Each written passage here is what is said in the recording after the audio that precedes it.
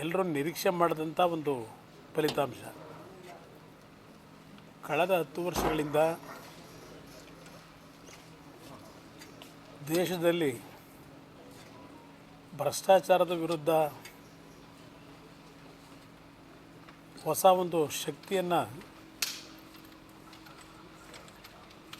ದೇಶದಲ್ಲಿ ನೆಲೆಯೂರಿಸಬೇಕು ಅಂತಕ್ಕಂಥ ಘೋಷಣೆಯೊಂದಿಗೆ ಬಂದಂಥ AAP ಭ್ರಷ್ಟಾಚಾರದಲ್ಲಿ ಸಿಲುಕಿ ದೆಹಲಿಯ ಜನತೆಯ ಭಾವನೆಗಳಿಗೆ ಧಕ್ಕೆ ತಂದಿದ್ದರು.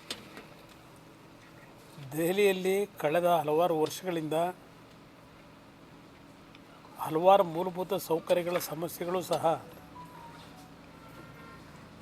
ಜನತೆಯ ಒಂದು ಅಸಮಾಧಾನಕ್ಕೇನು ಒಳಗಾಗಿತ್ತು.